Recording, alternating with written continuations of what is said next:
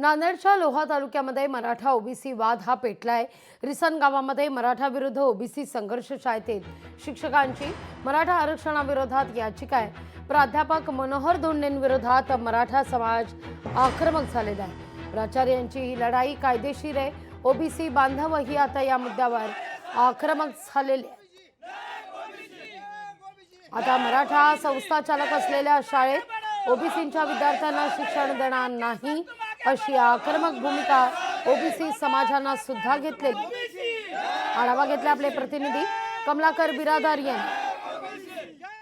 प्राध्यापक मनोहर धोंडे यांनी मुंबई उच्च न्यायालयामध्ये मराठा आरक्षणाच्या बाबतीमध्ये जी याचिका दाखल केली आहे, त्यामुळे ही शाळा आहे मनोहर धोंडे सरांची। या शाळेमध्ये रिसन गावातील काही मराठा विद्यार्थी आहेत, त्यांच्या पालकांनी जे आहे शाळेतील पाल्यांचा दाखला तो काढून घेण्यासाठी अर्ज केलेला आहे आणि त्याच्यावरती आता याच रिसन गावातील ओबीसी बांधवांनी सुद्धा याच गावातील मराठा समाजाच्या संस्थाचालकाच्या शाळेमधून ओबीसीच्या विद्यार्थ्यांना त्यांचा दाखला त्या शाळेतून काढण्याचा निर्णय घेतला। आपल्यासोबत ओबीसी बांधव दादा, काय सांगाल, तुम्ही काय निर्णय घेतलाय आणि कशामुळे घेतलाय?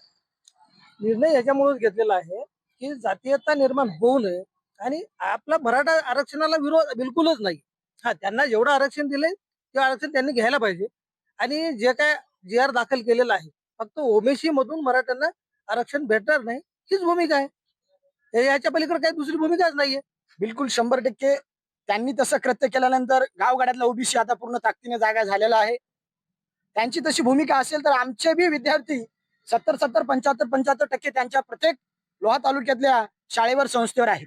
संबंध महाराष्ट्रातील 374 जातीचं संरक्षण व्हावं, या जातीवर कुठेतरी गदा निर्माण होऊ नये यासाठी ती याचिका हायकोर्टामध्ये दाखल केलेली आहे।